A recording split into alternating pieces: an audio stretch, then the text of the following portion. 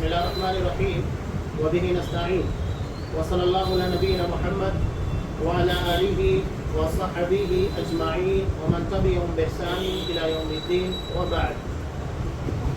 قال اللہ تبارک وتعالی آمن الرسول بما انزل إلیہ من ربہ والمؤمنون كل آمن بالله وملائكته وكتبه ورسله. تمام قسموں کی تعریفات اللہ رب العالمین وحدہ لا شریک کے لیے لائق و زیبا ہے، جو ساری کائنات کا تنہا خالق و مالک ہے، اور بے شمار درود و سلام ہو اللہ کے آخری نبی جناب کریم محمد رسول اللہ صلی اللہ علیہ وسلم کی ذات مقدسہ پر. محترم سامعین، ایمان کے دو ارکان کے تعلق سے گفتگو ہو چکی ہے. ایمان کا پہلا رکن تھا اللہ پر ایمان رکھنا، دوسرا فرشتوں کے پر، جیسا کہ پچھلے درسوں میں اس کے تعلق سے تفصیلی بات آپ کے سامنے پیش کی گئی. اب یہاں ایمان کا تیسرا رکن ہے ایمان بالکتب، یعنی اللہ کی نازل کردہ کتابوں پر ایمان رکھنا. اب یہ کس طرح رکھا جائے گا؟ تو اللہ کی نازل کردہ کتابوں پر ایمان لانا یہ ایمان کے ارکان میں سے ایک اہم رکن ہے، بنیادی رکن ہے. اور اللہ کی نازل کردہ کتابوں پر ایمان کا مطلب کیا ہے؟ اس کا مطلب یہ ہے کہ ان کتابوں کی صداقت و حقانیت پر پختہ یقین رکھنا، کسی بھی چیز کے بارے میں ذرہ برابر شک نہیں ہونا چاہیے. جیسا کہ قرآن مجید نے خود اپنے تعلق سے کیا کہا، ذالک الکتاب لا ریب فیہ، یہ وہ کتاب ہے جس میں کوئی شبہ نہیں. تو ایسے ہی اللہ کی تمام نازل کردہ کتابوں کے بارے میں کوئی شبہ نہیں ہونا چاہیے. تو ان کی صداقت و حقانیت پر پختہ یقین. پختہ یقین کا مطلب ہے اس میں ذرہ برابر شبہ نہ رہے، شک نہ رہے کہ یہ بھی اللہ کا کلام ہے، یعنی اللہ نے اپنی شایان شان ان کتابوں کو کلام فرمایا ہے. جن کی طرف نازل کی گئی ہے ان کے لیے ہدایت اور نور تھی، یعنی ان لوگوں کی زندگی کے اندر جو گمراہیاں تھیں ان سے نکال کر انہیں نور کی طرف، روشنی کی طرف لانے کے لیے اللہ نے انہیں نازل کیا، اور یہ ان کی ہدایت کے لیے کافی تھی، ناقص نہیں، بلکہ یہی کتاب ان لوگوں کی ہدایت کے لیے کافی تھی. مزید کسی کتاب کی ضرورت نہیں جہاں جا کر وہ ہدایت یا اپنی زندگی کے مسائل اور مشکلات کو یا اپنی زندگی کی پریشانیوں کو حل کریں. جن کتابوں کا اللہ نے نام لیا ہے اس پر ایمان لاتے ہیں. وہ کون کون سی کتابیں جن کا نام اللہ نے لیا ہے؟ قرآن، تورات، انجیل اور زبور. قرآن محمد رسول اللہ صلی اللہ علیہ وسلم پر نازل ہوا، تورات حضرت موسیٰ علیہ السلام پر، انجیل حضرت عیسیٰ علیہ السلام پر، اور زبور حضرت داؤد علیہ السلام پر نازل ہوئی. دنیا کے اندر 3 کتابوں کا جو کہ آسمان سے نازل ہوئی وجود ملتا ہے. قرآن مجید جو ہمارے ہاتھوں میں ہے، اس کے بعد تورات ہے اور انجیل. تورات کا وجود نبی کریم صلی اللہ علیہ وسلم کے زمانے میں بھی تھا، جیسا کہ حضرت عمر فاروق رضی اللہ تعالیٰ عنہ آپ صلی اللہ علیہ وسلم کے پاس لا کر اس کو پڑھنے لگے. داروی کی روایت میں اناواسی انجیل بھی ہے جو حضرت عیسیٰ علیہ السلام پر نازل ہوئی. لیکن زبور کے تعلق سے دنیا میں کہیں اس کا ثبوت نہیں ملتا ہے کہ یہ کتاب موجود ہے. اللہ نے نازل کی، صحیح بات ہے، لیکن فی الحال یہ کتاب ہے، اس کے بارے میں کسی کو علم نہیں. اللہ نے حضرت داؤد علیہ السلام کے پر اسے اتارا تھا. وہاں ساری کتابوں کے نام اللہ نے نہیں لیے. تو اللہ نے جن کتابوں کا نام نہیں لیا ہے بس ہم اسے مجمل طور پر کہ ہاں اللہ نے جو بھی کتابیں نازل کی ہے سب پر ہمارا ایمان ہے. جن کا نام ہمیں پتا ہے نام کے ساتھ اس پر ایمان رکھیں گے، اور جن کا نام نہیں پتا ہے ہم اس کے پر ڈائریکٹ مجمل ایمان رکھیں گے. اب اللہ نے کتابیں کیوں نازل کی؟ اللہ نے کتابیں جو نازل کی ہیں یہ اللہ کی رحمت کی بنیاد پر، یعنی اللہ نے ان کتابوں کو نازل کر کے بندوں کے پر بہت بڑا رحم کیا. ذرا ہم اپنے درمیان سے قرآن مجید کو ہی نکال کر دیکھیں، ہٹا دیجئے، قرآن مجید الگ کر دیجئے، اس کے بعد دیکھیے کہ ہماری زندگی کتنی عجیب ہو جائے گی، کتنی مشکل ہو جائے گی.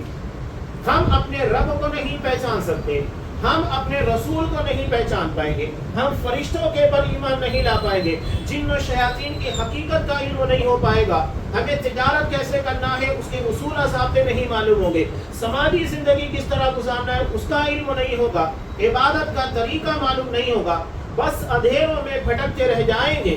تو یہ بہت بڑا انعام ہے کہ اللہ نے آسمان سے ہماری ہدایت کے لیے کتابوں کو نازل کیا، یہ محض اس کی رحمت ہے۔ اس کی وجہ کیا ہے؟ انسانوں کو اللہ نے جو عقل دی ہے یہ محدود ہے اور ناقص ہے، اور یہ عقل اتنی زیادہ طاقتور نہیں ہے نفع نقصان کے بارے میں مکمل تفصیل معلوم کر سکے، کیا ہمارے لیے فائدہ مند ہے کیا نقصان دہ ہے، ان ساری چیزوں سے تو ہم اپنی عقل کے ذریعے نہیں معلوم کر سکتے، اس لیے کہ ہماری عقل ناقص ہے۔ تو علاوہ سے انسان کے پر عمومی طور کے پر دیکھا جائے تو انسان کے پر اپنی خواہشات غالب ہوتی ہیں، اپنا مفاد غالب ہوتا ہے، وہ سوچتا ہے کہ میرا فائدہ ہو۔ علاوہ آپ خود دیکھیے گا کہ ہندوستان کے اندر رہتے ہوئے زیادہ دور کی بات مت کیجیے گا، ہندوستان میں مختلف قبائل یا مختلف برادری والے یا علاقے والے کیوں سرکار سے مطالبہ کرتے ہیں آرکشن کا کہ سرکاری نوکری ہمارے لیے اتنی ریزرو کر دی جائے۔ وہ اپنے مفاد کے لیے، کبھی ایسا نہیں ہوتا ہے کہ آپ نے دیکھا ہوگا کہ ایک برادری والا یا ایک علاقے والا کسی دوسرے علاقے کے تعلق سے مطالبہ کر رہا ہو کہ نہیں ان کو دیا جائے، ہر کوئی اپنا مفاد اور اپنے فائدے کی فکر کرتا ہے۔ تو یہ انسانوں کے اندر بڑا مسئلہ ہے، اور جب ایسا ہوگا تو کیا ہوگا؟ وہی ہوگا کہ انسان صحیح راستے سے بھٹک جائے گا۔ ہمارے یہاں تفصیلی طور کے پر ایک مثال دی جاتی ہے کہ کسی جگہ ایک دو بلیوں کو ایک روٹی ملی اور اس روٹی کو لے کر دونوں جھگڑا کرنے لگ گئے۔ اب ان لوگوں نے اپنا جھگڑا لے جا کر کس کے پاس پیش کیا؟ بندر کے پاس۔ بندر نے کہا کہ ٹھیک ہے میں تم دونوں کے درمیان اسے بالکل برابر تقسیم کر کے دے دیتا ہوں۔ اب ہوشیاری کرتے ہوئے کیا کرتا ہے؟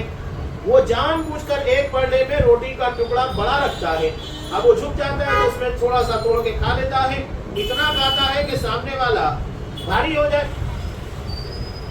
اور کہتا ہے کہ اس طرح میں انصاف کروں گا تمہارے درمیان تاکہ دونوں کو برابر ملے، اور نتیجہ کیا ہوتا ہے؟ دھیرے دھیرے دھیرے کھاتے کھاتے سارا خود ہی سب چٹ کر جاتا ہے اور دونوں بلیاں منہ دیکھتے رہ جاتی ہیں۔ تو ہمارے یہاں بھی مفاد کا یہی معاملہ ہے، ہر کوئی اپنا مفاد دیکھنا چاہتا ہے۔ تو یہ انسانی عقل کے اندر بہت بڑی خرابی ہے، چنانچہ اللہ کی رحمت کا تقاضا ہوا کہ اللہ اپنے بندوں کے لیے ایسی کتاب نازل کرے جو تمام لوگوں کے لیے عدل انصاف کے پر مبنی ہو۔ چنانچہ اللہ نے کتابوں کو نازل کیا تمام نبیوں کے لیے۔ اللہ تبارک و تعالیٰ نے حضرت آدم علیہ السلام جن کو زمین کی طرف سب سے پہلے اتارا گیا، ہمارے باپ آدم علیہ السلام، تو اللہ نے کیا کہا؟ فَإِمَّا يَأْتِيَنَّكُم مِّنِّي هُدًى، اب میری طرف سے تم لوگوں کے لیے ہدایت آئے گی۔ فَمَن تَبِعَ هُدَايَ، جو میری ہدایت کی پیروی کرے گا، فَلَا خَوْفٌ عَلَيْهِمْ وَلَا هُمْ يَحْزَنُونَ، تو اسے نہ کسی قسم کا خوف ہوگا نہ وہ غمزدہ ہوں گے۔ یہ بہت بڑا فائدہ۔ اب یہاں سب سے اہم چیز معلوم ہوتی ہے کہ اللہ نے زمین کے پر جب حضرت آدم علیہ السلام کو اتارا تو ہدایت نازل کی، یعنی ہدایت کی ضرورت دنیا میں ہے، جنت کے اندر نہیں۔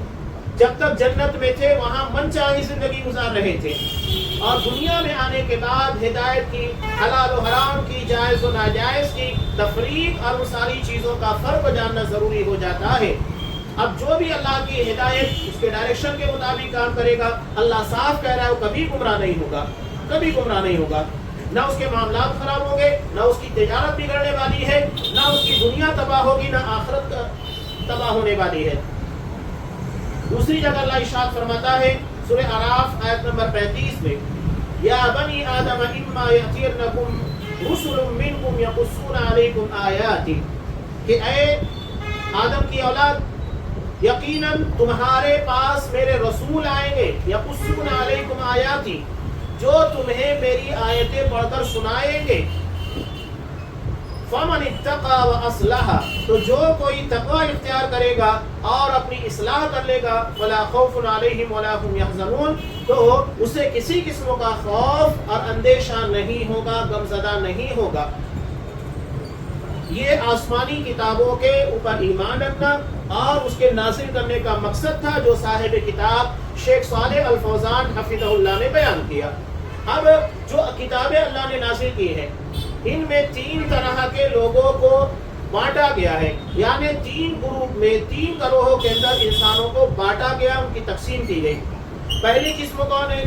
جنہوں نے ہر آسمانی کتاب کی تکذیب کی، جھٹلا دیا، اس کو نہیں مانا، اور وہ کفار، مشرکین اور فلاسفہ میں سے رسولوں کے دشمن ہیں، جیسا کہ آپ صلی اللہ علیہ وسلم کے زمانے میں ابو جہل ہے، ولید بن مغیرہ ہے، یہ سارے لوگ ہیں، یعنی بڑے بڑے دشمنان اسلام جنہوں نے اول مرحلے کے اندر ہی اس نازل کردہ کتاب کا انکار کیا۔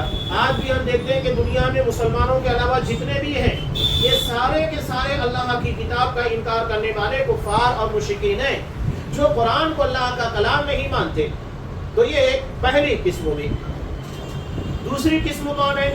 جنہوں نے تمام آسمانی کتابوں پر ایمان لایا، یعنی تمام مومنین اور تمام مسلمان یہ مومنین ہیں جو تمام رسولوں پر ایمان لائے اور اس کتاب پر بھی جو ان کی طرف نازل کی گئی اور جو پہلے نازل بھی تھی، جیسا کہ اللہ کا فرمان ہے آمن الرسول بما انزل الیہ من ربہ والمؤمنون، رسول ایمان لے کر آئے جو ان کی طرف ان کے رب کی طرف سے نازل ہوا، والمؤمنون اور تمام مومنین اس کے پر ایمان لاتے ہیں، کل آمن باللہ ہر کوئی اللہ پر ایمان لاتا ہے، وملائکتہ اللہ کے فرشتوں کے پر ایمان لاتا ہے، وکتبہ ورسلہ اور اس کی کتابوں اور اس کے رسولوں پر۔ اگر کوئی شخص کہے کہ میں صرف قرآن کو مانتا ہوں، بقیہ تورات انجیل کو نہیں مانتا، اس کے پر میرا ایمان نہیں ہے، مسلمان نہیں۔ قرآن صاحب کہہ رہا ہے وکتبہ، تمام کتابیں جو اللہ نے نازل کی ہے سب پر ایمان لانا ہوگا۔ اور اگر کوئی کہتا ہے کہ میں محمد صلی اللہ علیہ وسلم پر ایمان لاتا ہوں لیکن بقیہ تمام رسولوں کو نہیں مانتا، چاہے حضرت موسیٰ اور حضرت عیسیٰ علیہ السلام جو بھی ہیں ان کے پر میں ایمان نہیں رکھتا، ان کو رسول نہیں مانتا، وہ مومن نہیں ہے۔ کسی ایک رسول کا انکار کرے، چاہے وہ حضرت یونس علیہ السلام کا انکار کرے، چاہے حضرت یحییٰ کا یا حضرت زکریا، کسی بھی ایک کا، ایک رسول کا بھی انکار کرنے والا مومن نہیں ہوگا۔ تمام رسولوں کے پر ایمان رکھنا ضروری ہے، اور یہی معاملہ اللہ کی تمام کتابوں کا ہے۔ اگر کوئی ایک کتاب کا بھی انکار کرے، کہے گا کہ نہیں میں نے زبور کو دیکھا نہیں، میں کیوں ایمان لے کر آؤں، یا تورات کو نہیں دیکھا اس کے پر کیوں ایمان لے کر آؤں، میں نے انجیل کو نہیں دیکھا کیوں ایمان لے کر آؤں، میں نے حضرت ابراہیم علیہ السلام کے پر جو صحیفہ نازل ہوا اسے نہیں دیکھا کیوں ایمان لے کر آؤں، کافر ہے۔ قرآن جب کہہ رہا ہے، اس لیے کہ قرآن پر جب ایمان رکھیں گے، قرآن ہی تو کہہ رہا ہے نا کہ حضرت موسیٰ کو اللہ نے تورات عطا کی، حضرت عیسیٰ علیہ السلام کو انجیل عطا کی، وَآتَيْنَا دَاوُودَ زَبُورًا اور حضرت داؤد علیہ السلام کو زبور عطا کی۔ تو اگر ان کا انکار کر رہا ہے تو حقیقت میں وہ قرآن کا بھی انکار کر رہا ہے، کیونکہ قرآن میں ہی بتایا جا رہا ہے کہ اللہ نے ان رسولوں کو یہ کتاب عطا کی۔ اگر وہ کسی ایک رسول کا انکار کر رہا ہے تو حقیقت میں تمام رسولوں کا انکار کر رہا ہے، قرآن کا انکار کر رہا ہے، اس لیے کہ قرآن میں ہی یہ بتایا گیا ہے کہ اللہ نے انبیاء اور رسولوں کا سلسلہ جاری کیا۔ اب اگر کوئی شخص ایک رسول کا بھی انکار کرے گا تو حقیقت میں وہ قرآن کا انکار کرنے والا، آپ صلی اللہ علیہ وسلم کو نہیں ماننے والا ہے۔ تیسری قسم، قرآن نے، آسمانی کتابوں نے لوگوں کی جو تقسیم کی ہے 3 حصوں میں، اس میں تیسری قسم وہ ہے جو بعض پر ایمان لاتے اور بعض کا انکار کرتے ہیں، یعنی قرآن مجید کی جو باتیں ان کے مزاج کے موافق ہے مان لیتے اور جو چیزیں ان کے مزاج کے موافق نہیں ہے اس کا انکار کرتے۔ قرآن انہی لوگوں کے بارے میں کہتا ہے جو یہود اور نصارہ وہی تھے جو ان کے اپنی مرضی کے موافق یا ان کو لگتا تھا کہ اس کے ماننے میں ہمارا فائدہ ہے اس پر ایمان لاتے، اور جن چیزوں کے بارے میں انہیں لگتا کہ نہیں اگر ہم نے ان کو مان لیا تو ہمارا نقصان ہوگا ظاہری طور پر، حالانکہ اللہ کے تمام فیصلوں کو ماننے میں ہی فائدہ ہے۔ کوئی بھی ایک حکم کو ٹھکرانے کے بعد کوئی یہ نہ سمجھے کہ اس سے ہمارا فائدہ ہوگا، نہیں، نقصان ہی نقصان ہے، اس لیے کہ ہماری عقل ناقص ہے اور اللہ کا کلام، اللہ کی شریعت، اللہ کے نازل کردہ احکامات یہ کامل ہیں، اس میں کسی قسم کی کوئی کمی نہیں، یہ ہر قسم کے نقص سے، عیب سے پاک ہیں۔ تو یہ لوگ کیا کہتے ہیں؟ سورہ بقرہ آیت نمبر 91 میں اللہ نے ان لوگوں کا قول نقل کیا، नुमिनु बिमा उनज़िला अलैना व यकफुरून बिमा वराअ, कि ये कहते हैं हम उसके पर ईमान रखते हैं जो हमारी तरफ नाजिल की गई, यानी तौरात है, इंजील है। व यकफुरून बिमा वराअ, और उसके अलावा यानी कुरान मजीद, और अगर यहूदी है तो इंजील, यानी वो दो दो किताबों का इनकार करता है, और एक ईसाई एक क्रिश्चियन एक ही किताब का यानी कुरान मजीद का इनकार करता है। वहुवल हक़्क़ु मुसद्दिक़न लिमा मअहु, हालांकि जो हमारे यहाँ यानी बनी इसराइल में उतरी है उसके पर वो ईमान लाते हैं और बकिया का इनकार करते हैं। कुरान कहता है हालांकि वो हक है, यानी कुरान मजीद भी बरहक है, अल्लाह ही ने उसको नाज़िल किया है। अल्लाह ने लोगों के ताल्लुक से सूरह बकरा आयत नंबर 85 के अंदर बयान किया, इन लोगों से सवाल किया, अफतुमिनून बिबादिल किताब व तकफुरून बिमा वरा व तकफुरून बिमा, कि तुम बास किताब के हिस्सों पर ईमान रखते हो, बास का इनकार करते हो। दरअसल ये उन लोगों के हालात के ताल्लुक से, यानी खुद तौरात के ऊपर उन लोगों का मामला ये था, कुछ को मानते थे कुछ को नहीं मानते थे। कैसे? तौरात के अंदर इस बात का हुक्म था कि आपस में जंगे ना लड़ो, एक कबीला दूसरे कबीले के पर हमला ना करे, उन्हें कैदी ना बनाए, लेकिन वो किया करते थे। और कैदी बनाने, ये तो तौरात की मुखालिफत हो गई, उसको नहीं मान रहे हैं अमली तौर के पर। और उसके बाद तौरात का हवाला देते ही अगर किसी को कैदी बना लिया जाता, गुलाम बना लिया जाता, तो फिर उसको आज़ाद कर दे और कहते कि तौरात के अंदर गुलामों को आज़ाद करने, कैदियों को छुड़ाने का हुक्म है। तो कैदियों को छुड़ाने का हुक्म है तो कैदी बनाने से मना भी तो किया गया है, तो कैदी बनाने से मना किया गया, उसको नहीं मानेंगे। आपस में एक दूसरे से किताल करने, जंग करने से मना किया गया है, वो नहीं मानेंगे, झगड़ा करेंगे, और बाद में कैदी बनने के बाद एक दूसरे को छुड़ाएंगे और कहेंगे देखो ये तौरात का हुक्म है, यानी बास को मानते हैं और बास को नहीं मानते हैं।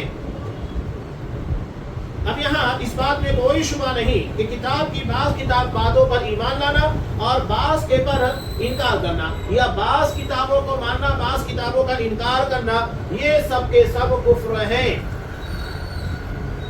एक तो ये होता है कि अल्लाह की नाज़िल करदा किताबों में से कुछ को मानेंगे कुछ को नहीं मानेंगे, यानी कुरान को मानने वाला ये कहे कि मैं तौरात को नहीं मानता या इंजील को नहीं मानता, या इंजील वाला तौरात वाला ये कहे कि हम कुरान को नहीं मानते, और यहूदी ये लोग कहेंगे हम इंजील को नहीं मानते, कुरान को नहीं मानते, यानी बास किताबें मान रहे हैं, तौरात को मानते हैं, इंजील को मानते हैं, कुरान का इनकार करते हैं। तो ये हुआ बास किताबों का इनकार। और किताबों पर ईमान रखने के बाद किताबों में ही बास हिस्से को मानना, बास का इनकार करना, ये भी कुफ्र है। दोनों चीजें हैं, यानी किसी किताब का मुकम्मल इनकार करना या किताब में जिसके पर ईमान रखते हैं उसकी कुछ बातों का इनकार करना, ये भी कुफ्र है। इसलिए कि सारी आसमानी किताबों पर ईमान लाना और तमाम रसूलों पर ईमान लाना वाजिब है। इसमें किसी किस्म की तफरीक नहीं की जाएगी और ना किसी किस्म का इख्तिलाफ किया जाएगा।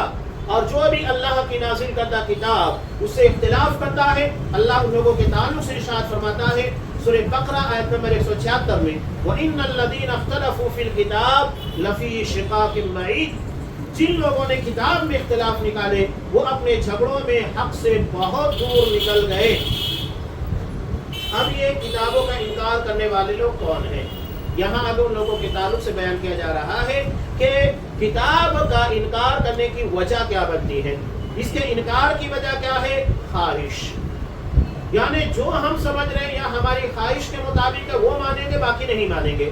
और झूठे गुमान की पैरवी, हमारे यहाँ पर भी देखिए लोगों ने कुरान मजीद के ताल्लुक से जो बातें बना ली, हालांकि कुरान में साफ साफ है अतीउल्लाह व अतीउर रसूल, अल्लाह और उसके रसूल दोनों के इताअत करना है। उसके बाद भी आप देखिए कि लोग रसूल के इताअत के बारे में इन्हिराफ करते हैं, आपकी अहादीस को नहीं मानते, आपकी सीरत को तस्लीम नहीं करते, कहते हैं कि हम सिर्फ कुरान मानेंगे और हदीस को नहीं मानेंगे। कुरान को लेकर ही गलत माना और गलत फहमी के अंदर, बदगुमानी के अंदर मुब्तला है, और उनकी ये खाम ख्याली है कि उनकी अक्ल, उनकी समझ बूझ ये तमाम लोगों से बेहतर है, लिहाजा जो हमारी अक्ल में आएगा उसी के मुताबिक चलना होगा, और जो हमारी अक्ल में नहीं आएगा उसको हम नहीं मानेंगे। हालांकि सिर्फ कितनी प्यारी बात हज़रत अली रज़ी अल्लाह तआला अन्हु ने इरशाद फरमाई, जो किताबुत तहारा अबू दाऊद के अंदर है, कहा लौ कान अद-दीनु बिर्रअय اگر دین عقل کے پر ہوتا، انسانی عقل کے پر، لکان اسفل الخف اولا بالمس من اعلیٰ، تو موزے کے نچلے حصے کے پر مسح کیا جاتا، اوپر نہیں کیا جاتا. لیکن وَلَقَدْ رَأَيْتُ النَّبِيَّ صلی اللہ علیہ وسلم يَمْسَحُ عَلَى ظَاهِرِ خُفَّيْهِ، میں نے آپ صلی اللہ علیہ وسلم کو دیکھا آپ اپنے موزے کے اوپر مسح کیا کرتے تھے. عقل کہتی ہے کہ چلتے وقت موزے کا نچلا حصہ استعمال ہوتا ہے، لہذا وہاں مسح کیا جائے. لیکن دین اور شریعت یہ کہتی ہے نہیں، اوپر کیا جائے گا، نیچے نہیں کیا جائے گا. لہذا دین کے احکامات کے معاملے میں اپنی عقل کو ترجیح نہیں دینا چاہیے. ہماری عقل ناقص ہے، ہماری سمجھ بوجھ کے اندر ناقص پر پایا جاتا ہے، اور اللہ کی شریعت کامل ہے. اس لیے کہ اللہ کے کسی معاملے کے اندر، کسی بھی عمل کے اندر اور کسی بھی حکم کے اندر کوئی نقص اور کوئی عیب نہیں ہے.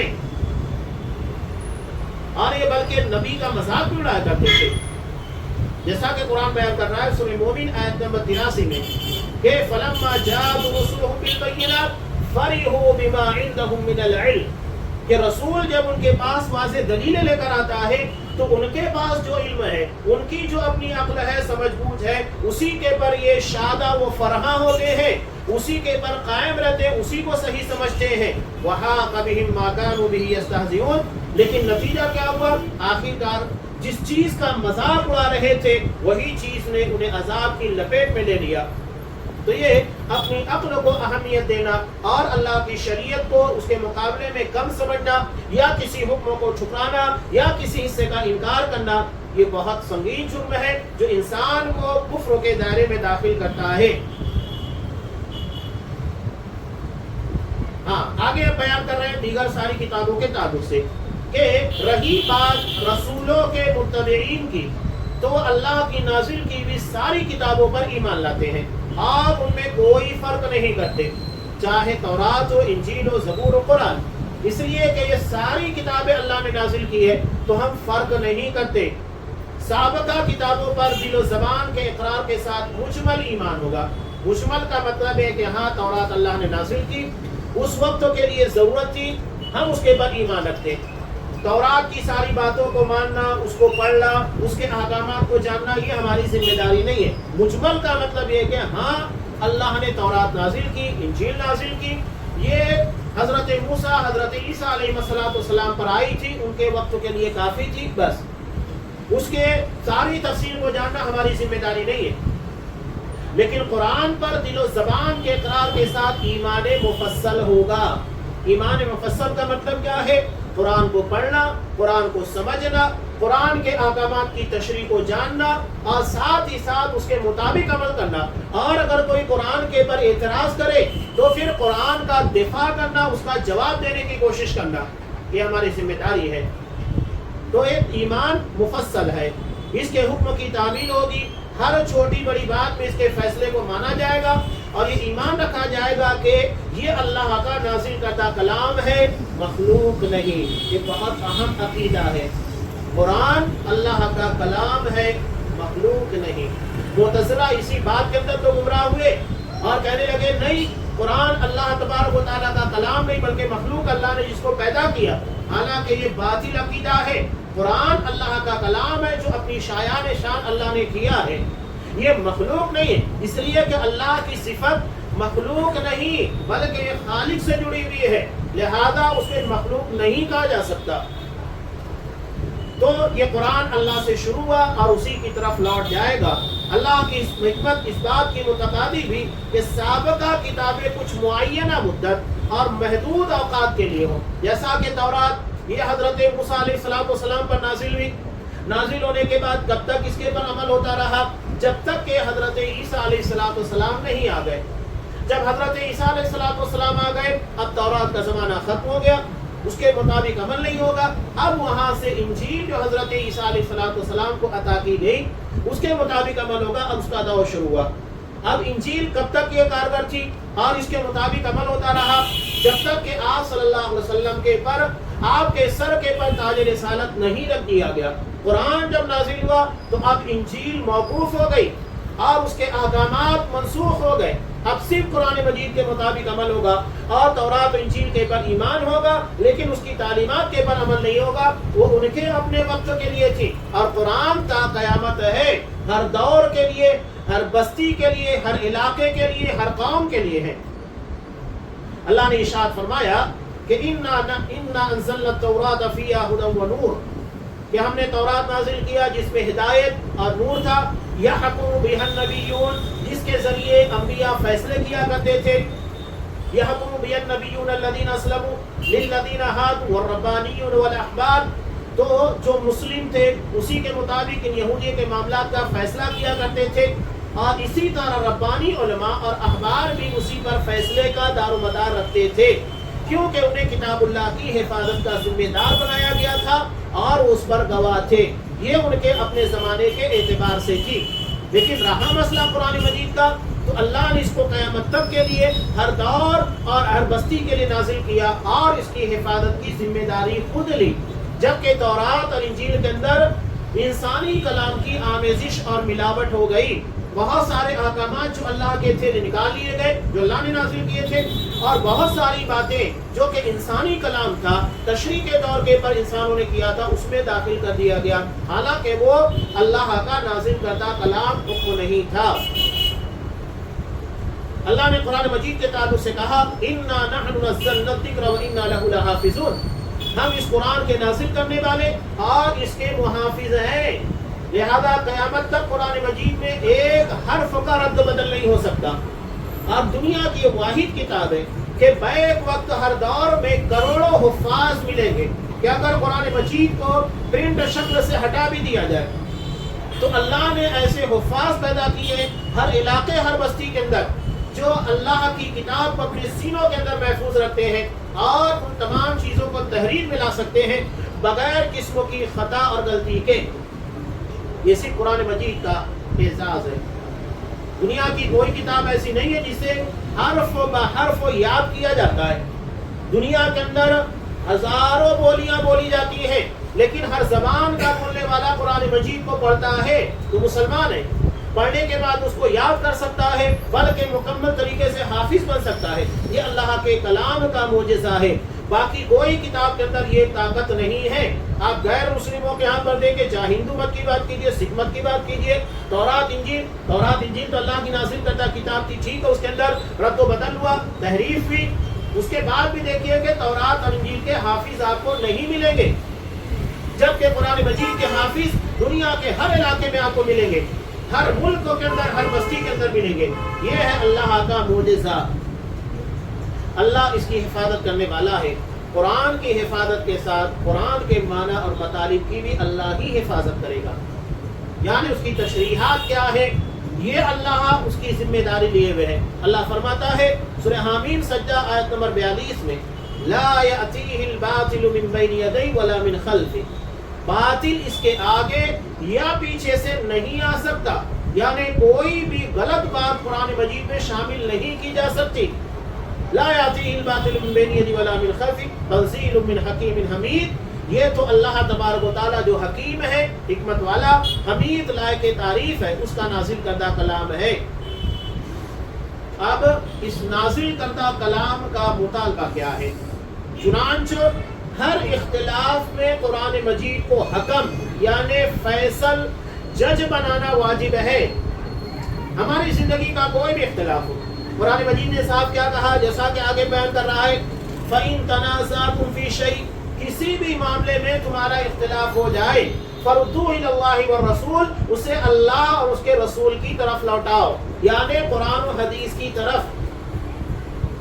کتنا واضح حکم یہاں پر قرآن مجید بیان کر رہا ہے کہ تمہاری زندگی کا کوئی بھی مسئلہ ہو، تجارت سے متعلق ہو، لین دین سے متعلق ہو، سماجی زندگی کے مسائل ہو، پڑوس کے مسائل ہو، کوئی بھی مسئلہ ہو، عبادت سے، عقیدے سے جڑا ہوا کوئی بھی مسئلہ، اسے قرآن و حدیث کی طرف ہی لوٹانا ہے۔ آج ہمارے لوگ کیا کر رہے ہیں؟ فائدہ اٹھا رہے ہیں۔ آگے دیکھیے قرآن ایک چیز بیان کر رہا ہے، اس کے بعد اس چیز کا تذکرہ ہوگا، تو ہر تنازع میں اسی کی طرف ہمیں لوٹنا ہوگا اور ہمارے آپسی اختلافات کے فیصلے کروانے ہوں گے۔ اگر کوئی آپس کے اختلافات کے فیصلے قرآن و حدیث سے چھوڑ کر کسی اور کے پاس جا کر کرواتا ہے تو یہ طاغوت یعنی اللہ کے دین، اللہ کے قرآن اور اس کے دین اور اس کی شریعت سے بغاوت ہے، اس سے فیصلہ کروانے کے لیے جاتا ہے۔ قرآن یہ تعبیر کر رہا ہے۔ اللہ فرماتا ہے سورہ نساء آیت نمبر 60 میں، الم تر الی الذین یزعمون انہم آمنوا بما انزل الیک، کیا آپ نے ان لوگوں کو نہیں دیکھا جن کا گمان ہے، جو گمان اور خیال کرتے ہیں کہ انہم آمنوا بما انزل الیک، کہ جو آپ کے اوپر اتارا گیا یعنی قرآن و حدیث، اس کے اوپر وہ ایمان رکھتے ہیں، وما انزل من قبلک، اور جو آپ سے پہلے نازل کیا گیا، یریدون ان یتحاکموا الی الطاغوت، اس کے باوجود یہ اپنے آپس کے فیصلے کن لوگوں کے پاس لے کر جاتے ہیں؟ طاغوت کے پاس، اللہ اور اس کے رسول کو چھوڑ کر۔ وقد امروا ان یکفروا بہ، حالانکہ انہیں اس بات کا حکم دیا گیا تھا کہ وہ طاغوت کا انکار کریں۔ یہ معاملہ ہے۔ طاغوت کا مطلب حد سے تجاوز کرنا، سرکشی کرنا۔ اللہ نے ایسے لوگوں کی مذمت کی جو ساری کتابوں پر ایمان کے دعوے دار ہیں، لیکن آپس کے اختلافات اور معاملات کو قرآن و حدیث کے بجائے کہیں اور حل کرتے ہیں۔ ہمارے یہاں عام طور سے کیا ہوتا ہے، چاہے طلاق کے مسائل ہوں، یا پڑوسیوں سے جھگڑا ہو گیا ہے، یا دو گروپوں کے درمیان جھگڑا ہو جائے، یا زمین کے تنازعات ہوں، ہم کہاں لے کر جاتے ہیں فیصلہ کرنے؟ اللہ یعنی قرآن و حدیث کی چوکھٹ کو چھوڑ کر غیر اللہ کی در پر، جو ہمارے فیصلے قرآن و حدیث کے موافق نہیں کرتا۔ اس کا مطلب کیا ہے؟ ایک آدمی کو صاف لگتا ہے کہ ہاں اگر میں کورٹ میں پہنچ جاؤں گا تو مجھے زیادہ ملے گا، یعنی جو شریعت ہم کو دے رہی ہے اس سے کہیں زیادہ۔ اب مثال کے طور پر اب ایک نیا قانون بنا لیا گیا جو کہ مکمل طور کے پر خلاف شریعت ہے۔ طلاق کا مسئلہ کرمنل نہیں ہے، یہ ہمارا نجی اور آئینی مسئلہ ہے، یہ کرمنل لا سے منسلک نہیں ہے، لیکن آپ دیکھیے اس کو کس سے جوڑ دیا گیا ہے؟ کرمنل لا سے۔ یعنی یہ جرم ہے کہ اگر کوئی شخص بیک وقت اپنی بیوی کو 3 طلاق دے گا تو اس کے پر فوجداری مقدمہ قائم ہوگا، اسے اریسٹ بھی کیا جا سکتا ہے اور سزا بھی دی جا سکتی ہے قید و بند کی۔ اب یہاں ایک اور مسئلہ، تو لوگ کیا کرتے ہیں، ٹھیک ہے ایک مجلس میں 3 طلاق دینا شرعی اعتبار سے درست نہیں ہے، اس لیے کہ آپ صلی اللہ علیہ وسلم کے زمانے میں بھی اگر کوئی شخص ایک مجلس میں 3 طلاق دیتا، آپ کہتے کہ وہ ایک ہی ہے، رجوع کر لو، رجوع کرواتے تھے آپ صلی اللہ علیہ وسلم۔ یہی معاملہ حضرت ابو بکر صدیق اور عمر فاروق کے ابتدائی زمانے میں تھا، بعد میں انہوں نے اسے ایک تعزیراً نافذ کیا تھا اور اس سے بھی رجوع کر لیا۔ تو شرعی فیصلہ جو ہے ایک مجلس کی 3 طلاق ایک ہی مانی جائے گی، وہ 3 نہیں ہوگی، بات ختم ہو گئی۔ اب یہاں ایک اور قانون بنا لیا گیا کہ اگر کوئی شخص اپنی بیوی کو ایک ہی طلاق دیتا ہے، کوئی معقول وجہ نہیں ہے، تو ٹھیک ہے، طلاق اگر دی جا رہی ہے پہلے تو مانی نہیں جائے گی، اور اگر اس کو کورٹوں نے مان لیا تو مان لینے کے بعد کیا ہوگا؟ ایسی صورت میں جب تک مطلقہ یعنی جس لڑکی کو طلاق دیا گیا ہے اس کا نکاح نہیں ہو جاتا، شوہر کو اس کی کھوٹی بڑھنی ہوگی۔ ایک نیا قانون لایا گیا ہے، بہت سارے لوگ اس ذموں میں پریشان ہیں۔ شرعی اعتبار سے تو معاملہ ختم ہو جاتا ہے، عدت تک کے اندر جب تک بیوی اپنے شوہر کی طلاق دینے کے بعد عدت کے اندر ہے، شوہر کی ذمہ داری ہے، نان نفقہ دینے کے بعد عدت ختم ہو گئی، بات ختم ہو گئی۔ جو کہ 3 طلاق یا حمل کی حالت میں تو وضع حمل ہے، اس کے بعد معاملہ ختم ہو جاتا ہے۔ لیکن اب یہاں لوگوں نے فائدے کے لیے کورٹ میں جا کر کھوٹی وصول کرنا شروع کر دیا۔ اب آدمی کے پاس طاقت ہے نہیں ہے، بیچارے کو 4000 5000 مہینے کا باندھ دیا جاتا ہے، دینا ہے، اور جان بوجھ کر اپنی بچی کا نکاح اسی طرف نہیں کرائیں گے، اس لیے کہ اس کے سابق شوہر کو پریشان کرنا ہے، ہر مہینے کھوٹی وصول کرنا ہے غیر شرعی طریقے کے پر۔ وہ حلال تو ہے نہیں، حرام کھاؤ۔ یہ وہی بات ہے نا جو بخاری کے اندر آپ صلی اللہ علیہ وسلم نے ارشاد فرمائی کہ ایک زمانہ ایسا آئے گا کہ بندہ اس بات کے بارے میں فکر نہیں کرے گا اور اس کی اسے پرواہ نہیں ہوگی کہ میں حلال طریقے سے کما کر کھا رہا ہوں یا حرام، بس آنے دو، وہ حلال ہے کہ حرام ہے اس کو کوئی فکر نہیں، آنا چاہیے۔ یہ ہمارے یہاں مزاج بن چکا ہے۔ تو جو لوگ ایسا معاملہ اختیار کرتے ہیں، قرآن و حدیث کو چھوڑ کر فیصلے کرواتے ہیں، کسی کے پر ظلم و زیادتی کرتے ہیں، مان ناجائز طریقے سے کہتے ہیں، یہ سب کے سب ظلم ہے، بغاوت ہے اللہ کے دین سے۔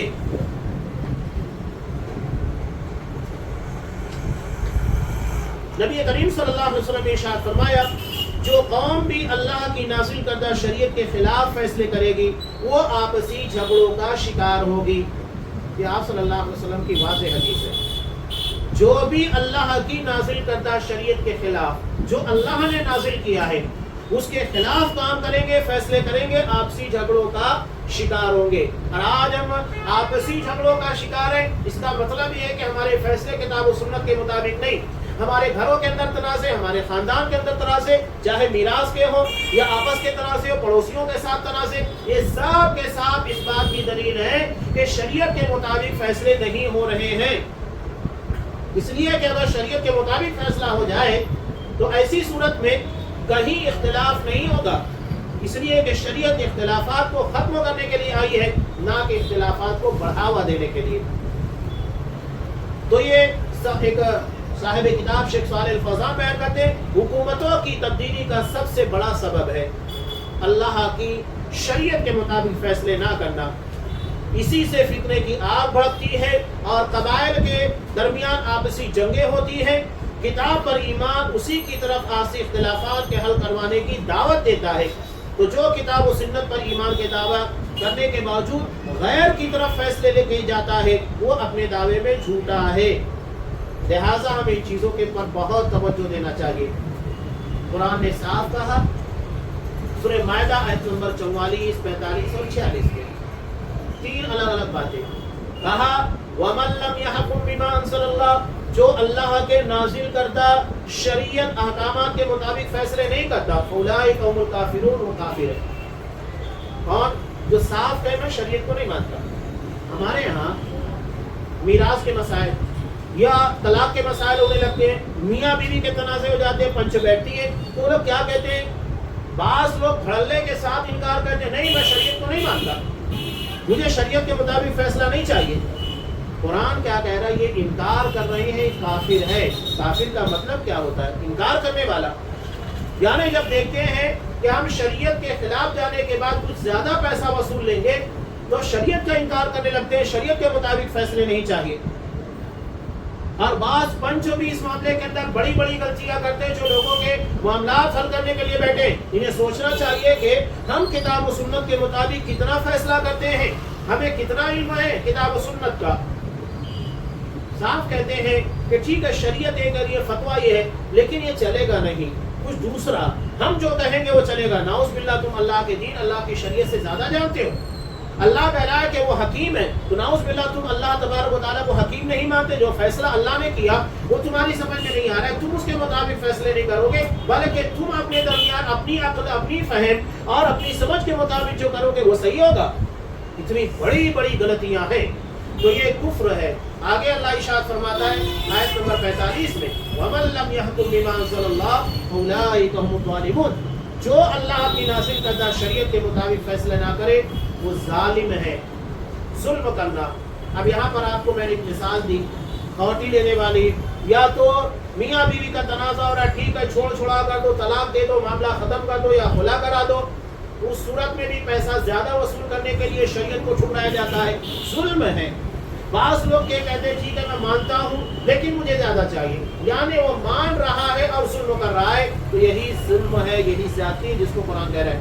آگے قرآن کہہ رہا ہے آیت نمبر 40 سورہ مائدہ کے اندر، جو اللہ کی نازل کردہ شریعت کے مطابق فیصلہ نہ کرے وہ فاسق ہے۔ فَأُولَٰئِكَ هُمُ الْفَاسِقُونَ، فاسق یعنی قرآن کو ماننے کے باوجود اس کے مطابق نہیں چلنے والا۔ وہ مانتا ہے کہ اللہ کا فیصلہ، اللہ کا حکم سب سے بہتر ہے، لیکن اس کے مطابق عمل نہیں کرتا تو وہ فاسق ہے۔ آگے اللہ نے سورہ نساء آیت نمبر 65 کے اندر کتنا سخت حکم دیا، فَلَا وَرَبِّكَ لَا يُؤْمِنُونَ، تیرے رب کی قسم وہ مومن نہیں، یعنی ایمان مارا سے خطر میں آ جائے گا، ایمان داؤں کے پر لگ جائے گا، حَتَّى يُحَكِّمُوكَ فِيمَا شَجَرَ بَيْنَهُمْ، جب تک کہ وہ آپس کے اختلاف کے فیصلے آپ سے نہیں کرواتے، ثُمَّ لَا يَجِدُوا فِي أَنفُسِهِمْ حَرَجًا، اور اس کے بعد اپنے دل میں کوئی تنگی محسوس نہیں کرتے، مِمَّا قَضَيْتَ، جو فیصلہ آپ نے کیا ہے، وَسَلِّمُوا وَيُسَلِّمُوا تَسْلِيمًا، اور اسے کھلے دل کے ساتھ تسلیم کرتے ہیں۔ تو یہ اللہ کی کتابوں کے پر ایمان رکھنے اور اس کے مطابق عمل کرنے کا تقاضا ہے۔ یہ ایمان بالکتب یعنی جو ایمان کا تیسرا حصہ تھا، پہلا اللہ پر ایمان، دوسرا اس کے فرشتوں کے پر، تیسرا اللہ کی نازل کردہ کتابوں پر۔ اس کے بعد چوتھا انشاءاللہ آئندہ درسوں میں آئے گا، رسولوں پر ایمان۔ انشاءاللہ آئندہ درسوں میں رسولوں پر ایمان سے متعلق تفصیل بحث ہوگی. اللہ تبارک و تعالیٰ سے دعا ہے کہ پروردگار ہمیں اللہ کی نازل کردہ کتابوں پر جیسا ایمان کا تقاضا ہے ویسا ایمان رکھنے کی توفیق دے. ہر وہ عمل جو اللہ کی کتاب سے کفر یا بغاوت یا فسق کی طرف لے کر جاتا ہے ہمیں اس سے محفوظ رکھے. آمین. وآخر دعوانا ان الحمد للہ رب العالمین.